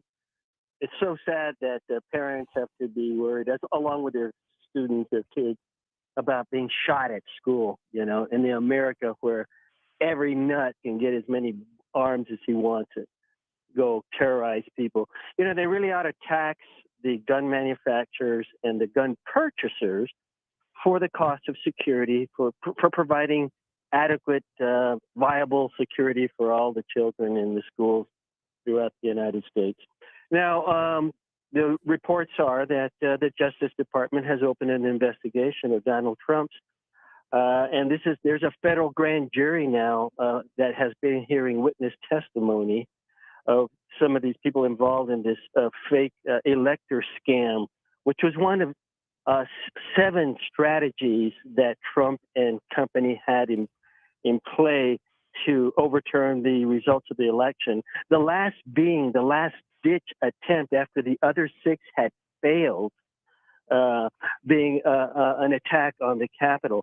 And I guess you haven't been listening. I've been listening to all the hearings and all the news coverage around them and reading about that. And I saw Cassidy Hutchinson say that that her boss, Mark Meadows, chief of staff, told her that when he told Trump that there were people out there yelling, "Hang Mike Pence, hang Mike Pence," that he probably had it coming to him.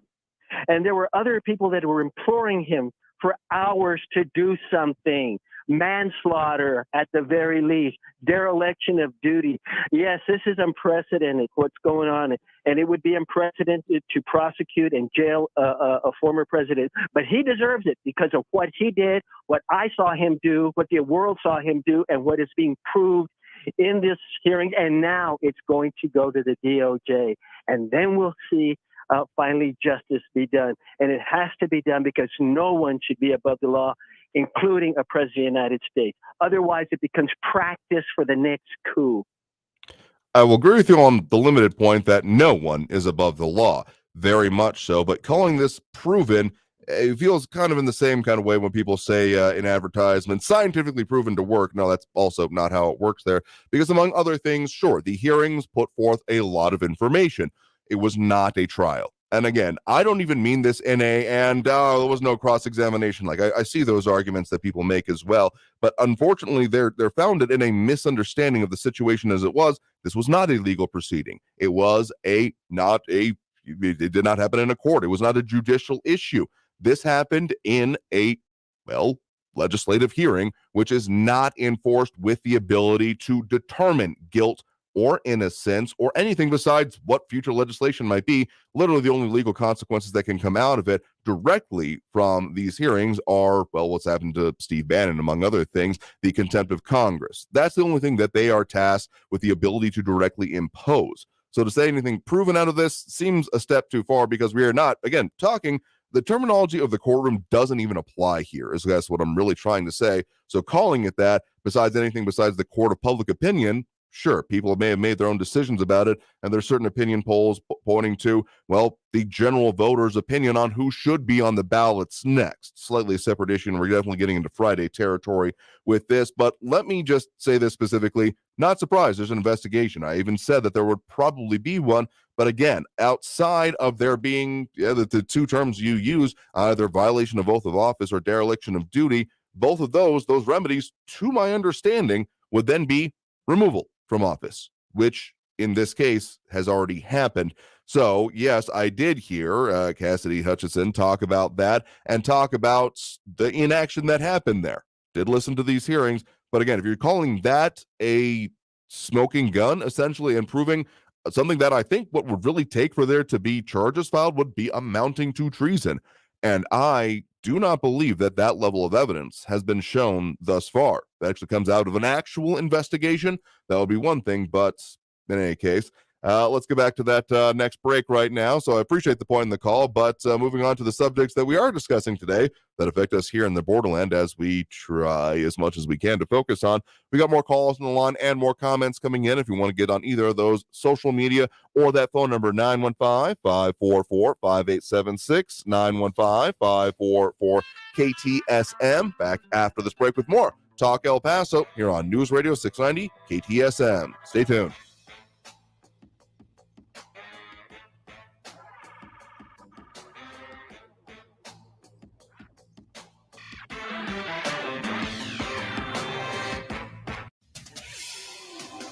El Paso's News Radio 690 KTSM.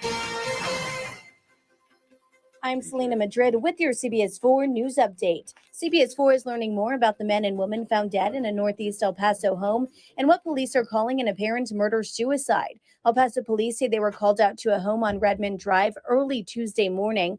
They received reports of a couple both in their 30s arguing and shortly after gunshots being fired. When they arrived, officers found the couple's bodies inside. Those who live nearby tell us they were in a relationship and had 4 children. They add they were speechless to learn it was their friendly neighbors who were involved. Some of the neighbors tell us that the woman was an active member of the military and worked on Fort Bliss. We reached out to Fort Bliss to confirm, but have not heard back. Of course, always remember, you can stay up to date with what's happening in our area by signing up for our CBS 4 newsletter. We'll send it straight to your inbox. Just head to cbs4local.com/sign up to get started. News Radio 690. Traffic all day. On your El Paso roadways, I-10 eastbound approaching Joe Battle in the loop. There's a crash there that's blocking the 2 right lanes. On the Gateway West westbound at Geronimo, an injury accident. Expect slowing there. Gateway Boulevard westbound approaching the loop, an accident that's blocking the right lane. And Mesa Street southbound at Wrestler, an injury accident there. Take Belvedere or Westwind. Carrie Edwards, El Paso traffic. From the KFOX 14 Severe Weather Center, this is Chief Meteorologist Sandra Diaz. We continue to deal with plenty of monsoon moisture hanging out, so showers and thunderstorms also remain in the forecast every day this week, with a few days seeing possibly some heavy rain out of some thunderstorms and maybe some small hail and winds. In the meantime, it keeps our temperature highs closer to average in the mid-90s. Log in to kfoxtv.com for the latest forecast. This report is sponsored by Discover. Some banks can make it complicated to redeem credit card rewards. But with Discover, you can redeem your rewards for cash in any amount at any time. Talk about amazing. Learn more at discover.com/redeem rewards. Terms apply. As a marketer, you want to reach everyone, adults, teens, millennials, but it's not like these groups all hang out in the same place, right? Actually wrong. They're all right here, listening to radio commercials just like this one. Radio ads connect with 93% of Americans every week. That's more than Google, more than Facebook, more than TV. In fact, radio reaches 20% more millennials than TV. Want more of the people you want to talk to all in one place? Visit iHeartAdvertising.com and get AM/FM working for you. That's iHeartAdvertising.com. You should be able to earn money with your money and with more control. Solo Funds makes it simple. With the Solo Funds app, you lend money to other members to help them replace a tire or cover an emergency expense, and they pay you back with a tip. It's a win-win. Plus, you control which loans you fund and when you fund them, so you can make a difference and a return. Join us. Download the Solo Funds app on the App Store or Google Play Store. For the local issues and discussion you won't get anywhere else, turn to Talk El Paso. Weekdays at 4 right here on News Radio 690 KTSM. Brought to you in part by the El Paso Community Foundation. Sound off on what matters to you, Monday through Friday, 4 to 6 p.m. And let's talk El Paso. Many of us take the fact that the NBA is an international phenomenon for granted, but that hasn't always been the case. We'll bring you the story of how the NBA became, well, the NBA. Be sure to listen to this week's edition of Our American Stories on the iHeartRadio app, on Apple Podcasts, or wherever you get your podcasts. This report is sponsored by the Our American Stories podcast. Traffic's bad enough without Mother Nature adding to your headache. Traffic and weather all day. Stay informed with El Paso's News Radio 690 KTSM. News Radio 690 KTSM. Live from the KTSM AM 690 studios, it's Talk El Paso with Andrew J. Polk. To be a part of the show, call 915-544-KTSM or follow on Facebook at facebook.com/Talk El Paso. Now here's your host, Andrew J. Polk. Thank you all so very much for joining us here for Talk El Paso, airing live on News Radio 690 KTSM.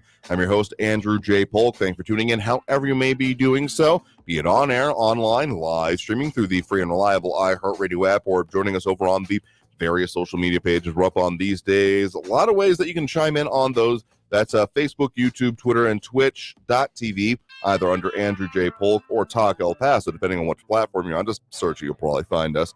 And then also those phone lines, full up at the moment, but if you want to try to squeeze in before the end of the program, the number to call is 915-544-5876, 915-544-KTSM. Falcon Man James Radcliffe, RJ, Louis Pinato, Kathy Codry, Ted Core, Steve Ivy, Robbie Flores, I didn't say that one already, and more.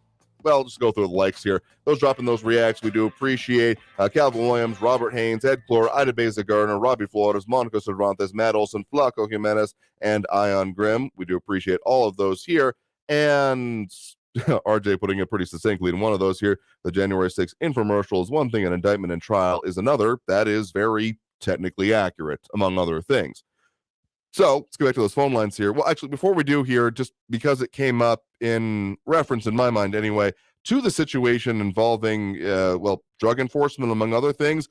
One weird one, we've talked a lot about smuggling that's happened in our area, but CBP putting out today, actually, a little bit earlier this afternoon, about counterfeit solar panels coming through in the Santa Teresa port of entry. The number is the really eye-catching part of it here, worth roughly $1.5 million of counterfeit solar panels.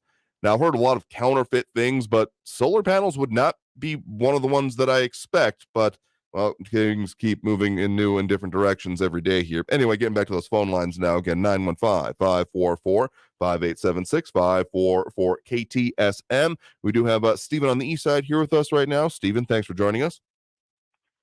Andrew. Hey there. What's on your mind? A local concern here. I heard earlier this week that one of our school districts had all of the teachers, because they're getting ready for the school year starting for the kids to go back next week. Sure. And they bussed all of the teachers from the whole district over to Don Haskins Center and had a kind of like a show or something, and that's all fine and good. But what I heard is that the motivational speaker that they went to go watch cost $40,000. Now, I think that's a discussion to be had about, how funds are used and everything. Mm-hmm. I know that a lot of teachers who they want to do some crafts or something with the kindergarten students or something like that. And they go and they get some construction paper. It's like, oh, sorry, we don't have enough money for construction paper. We don't have enough money. And a lot of teachers have to pay out of their own pocket and all that stuff. So I just think there should be a conversation about wise use of funds for these school districts in our area. I think that's something that we should be watching out for, and holding people accountable when the funds seem to be used for. I'm sure the motivational speaker had an inspiring story and so forth, but a lot of people do, and it was something that they bussed all the people to Don Haskins for, and the person who was the motivational speaker wasn't even there. It was a video that they watched. So I think that probably could have been done a different way, a little bit smarter, a little bit more efficient. So I just wanted to report on that. And if I'm wrong about that $40,000 price tag just to pay that speaker, someone can correct me, but that's the rumor. I mean, I haven't heard about that specifically, but let me just say it this way. I wouldn't be terrifically surprised. I mean, people who make their living doing that kind of thing tend to, well, depending on their quality anyway, command the high prices that they can here. So I'm not necessarily going to knock that person, that speaker's hustle here, but I would say it's a little bit ironic whenever you have a group of people who the pay and compensation of and dedication, as you mentioned there, has literally been the subject of legislative investigation, some of those going on right now. Texas Governor Greg Abbott pushing for select committees to look further into this, why we can't keep teachers around. Whenever you have one of them, particularly for some of the more junior members of staff, going and seeing someone who, if that number were to bear out correctly, let's just say, assume that for a second, to see essentially someone who is making their yearly salary for that engagement, that's just, it would be so funny if it wasn't just awful. Basically is what I'm getting at here, because the idea of it, yeah, it's a little bit ridiculous of sending someone who makes barely that much money to see someone get pumped up to go to their school year so they can do what this dude did in one day. Yeah, I mean, as much as I might love going to see Tony Robbins, if that was my situation, I'd be a little bit miffed too. Yeah, and like I said, to top it all off, the speaker wasn't even there. It was just a video event that they just went to watch on the screen. I mean, people can do that at home on YouTube without spending a dime and not without having to bust everyone over there. So I think we just need to pay attention to how our school districts are spending the taxpayer money and hold people accountable and try to get them to spend the money more wisely. And yeah, I think you're right. I think a lot of teachers did look at that and say, wow, this money probably could have been spent in a better way. In general, in the time I've worked contract kind of ways for some school districts, like over summers and kind of things. Never been like I would consider myself a school employee by any means, but anytime it seems to me from that experience and whenever we talk about this kind of thing, fully in agreement with you on the accountability thing. People should be doing that anyway, but instances like this often can highlight it. Anytime there is more top heavy, whenever any entity, particularly educationally focused, gets a lot of management, a lot of managers, a lot of administrators, and not so much focusing on the ground level, the teachers, the in-school staff, that's when things start to go awry. I'll just say it that way. It seems to me. Yeah, and it's not just with education. The same is true with healthcare. As soon as government gets involved, everything becomes extremely inefficient, and then you get, like you said, a lot of administrators, bureaucracy, people who aren't actually directly involved with the education of the students or the people in healthcare who aren't directly involved with the care of patients. It's a bunch of middlemen and bureaucracy. That's why it's so expensive. That's why it's so inefficient. And it's, in a lot of ways, that's why it's not very effective as well. So yeah, the whole system needs to be, I think, looked at and revamped, if you ask me. I think I would agree with you on that point. I think a lot of other people would, and why, when we talk about these elections and other potential school bonds coming up here, if that proves out to be true, people should keep these things in mind. So appreciate the point in the call. You have a good one. Thanks. I think we got time for at least one more before we hit that next break here. We do have Andrew on the west side here with us right now. Andrew, thanks for joining us. Yes, thank you. Andrew, we've been talking a lot about school safety here in El Paso and throughout Texas. Absolutely. Yeah, it's definitely a hot topic. Okay, well, doing some investigating, the school marshal program, according to the Texas Tribune, it's only $500 per person that person that wants to participate and qualifies.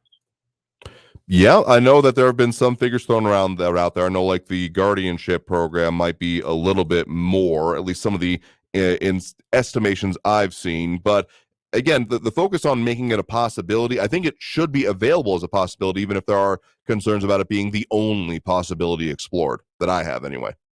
True, but under Chapter 227.1 Texas Administrative Code, let me point out, it is voluntary. Any person who is employed by a school district can participate, and they are allowed one marshal for every 400 students, which would mean 150 for El Paso Independent School District if they decide to participate. Now, I think it's cheap because the average cost for a police officer, this is just average throughout the state, is $45,000 a year. Right. Yes. But the pushback by superintendents is, well, they balk at the idea of having guns in school. But you'll like it a lot less when some intruder comes in armed with a weapon and starts shooting at you. Yeah, I mean, an ounce of prevention worth a pound of cure is often a part that comes into this conversation here. I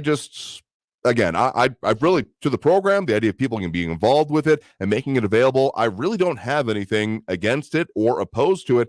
I just have that nagging feeling that if this were to come up in legislation, say in this upcoming, legislative session for the next year here in Texas, that if this were to come up and there to be like grants or something like that, that this would be therefore focused on and being like, and therefore it's solved. Like, that inclination that we have seen so many times before is what really concerns me, not even the way we talk about this, but in then seeing it more broadly done. Because it seems to me that this was essentially intended, the program of itself, as a stopgap, as a fill-in, and as something to be voluntarily done, each district or even each school on its own to look at this and make the decision on would this be a good fit for them. So maybe even just more outreach would be a good thing on it. But then as soon as it starts being like a real legislative focus, then the inclination again is to, and that's it, we're done. Wash my hands of it. It's been solved forever kind of reasoning. You know what I mean? Yes, sir. Well, it's also charter schools and private schools can participate in it. And a couple other things I wanted to say. Well, I think Elijah Dicken, the Greenwood Mall Samaritan that neutralized that threat, I think he proved to us what a good guy with a gun can do.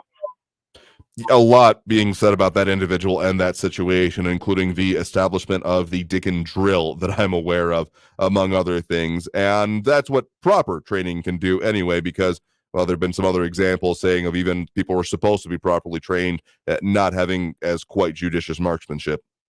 Yes. One last thing in response to Raul. Well, to Comrade Raul, I'm sure I wish that instead of this January 6th committee, this had gone to a special prosecutor. But I think it was the intent of this January 6th committee to taint the national jury pool. Any grand jury that you have at the federal level commissioned by a special prosecutor is going to be prejudiced already. Potentially, I mean, the court of public opinion was very much the court in which this was essentially being tried. If that terminology could in any reasonable way be applied to these proceedings, which I still contend they can't. But in any case, if that's the actual investigation I've called for, and do the proceedings and what happened on January 6th makes the most sense to me. And if something actually happens like that way, I'll find myself more in favor of it than not. But, well, the taint and things like that, those do come into question as we move through this process even further. Yes, and as for that pep rally or forced meeting that everybody had with the school district, it was Isleta School District yesterday at the Don Haskins Center.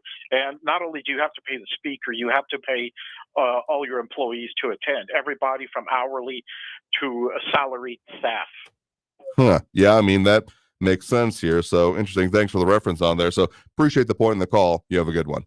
I turn the mic back to you. I appreciate it there. So we got to take that next break right now. Coming out of the break, squeeze in what we can, talk a little bit further about what we can, and tell you what we got coming up for you on the show. So stay tuned for Talk El Paso after this break here on News Radio 690 KTSM. Stay tuned.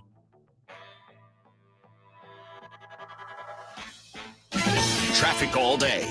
News Radio 690 On the I-10 eastbound at Joe Battle, an earlier accident is still blocking the two right lanes. Are the interchange ramp lanes, right and left. Gateway West at Geronimo, an injury accident there. Expect some slowing. South Desert Boulevard, southbound at Trans Mountain, a crash just occurred and is already in the clearing stages. Gateway Boulevard westbound approaching the loop. That incident is cleared. All lanes back open. Kerry Edwards, El Paso traffic. This report is sponsored by Staples Stores. Staples has everything you need for school at prices that won't hold you back. Right now, 24-count Crayola crayons and Polly Pocket folders are just 50 cents each, and 1-inch binders are only $1.99. In-store only. Offer ends 8/27, limit 30. Don't send your kids back to school. Send them forward at Staples. Almost 3 million people use Navage to breathe better, sleep deeper, snore less, and stay healthier. I'm Martin Hoke, and I invented Navage, the world's only nose cleaner that helps flush out airborne germs with powered suction. But what do doctors have to say about Navage? Here's Dr. Tonya Farmer, a board-certified ear, nose, and throat specialist.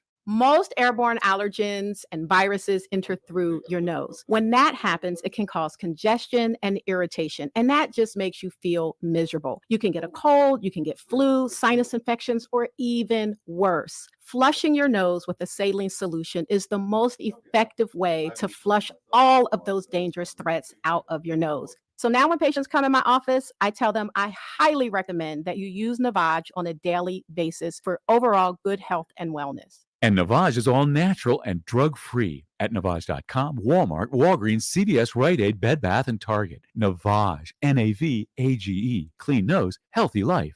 This is a special alert to all Americans who own a vehicle with less than 200,000 miles with an auto warranty about to expire or with no warranty coverage at all. Due to a decline in the economy, CarShield is announcing a low-cost month-to-month vehicle protection plan that is now available to the public to save any driver out-of-pocket expenses on future auto repairs. Call now to find out how you can pay almost nothing for covered auto repairs. Yes, you heard that correctly. Pay almost nothing for covered auto repairs. An open phone line has been established for all drivers to call for a free quick quote. Call 800-838-4715 now. Drivers who are covered will not have to pay for covered repairs again. This protection plan is at an all-time low. Additionally, drivers who activate this vehicle protection today will also receive free roadside assistance, free towing, and car rental options at no additional cost. Call us for your free quick quote today. 800-838-4715. That's 800-838-4715. What do you have to lose? Call 800-838-4715. Again, 800-838-4715.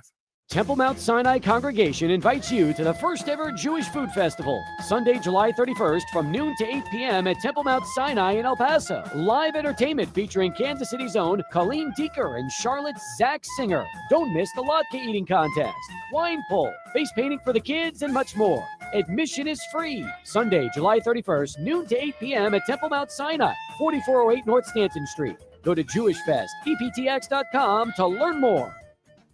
M1EP.com. Superior multifamily property management services citywide. News Radio 690 KTSM El Paso.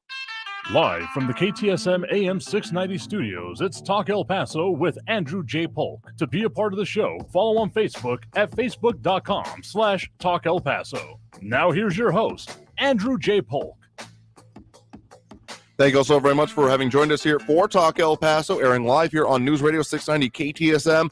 That's going to about do it for us here today. So I want to thank everyone who did tune in, chime in, call in, participate in the show here. Seriously, those conversations are what make this very interesting. One of the ways we'll be continuing that for you here, working on for you tomorrow, actually, we'll be talking about that new, mental health as part of the conversation keeps coming up, the new mental health and suicide lifeline that is now active nationwide. 988. You may have heard about it, how that's working here in El Paso, and what the resources are and what the impact is expected to be, talking about that as well. So in any case, thank you all very much for having tuned in for us here. We'll be back with you again tomorrow, 4 to 6 p.m. as we are every day, Monday through Friday. And of course, taking your calls as we do later in the show every day. And yes, Friday is almost always on the horizon. It feels like most days. It's always been looking towards that, but we'll keep doing it. And we'll keep chiming in and having you all talk about what you want to and your thoughts on our issues of the day here. So in any case, stay safe out there. Look twice for motorcycles when out on the road, and have a great evening, all. We'll see you tomorrow. Traffic all day.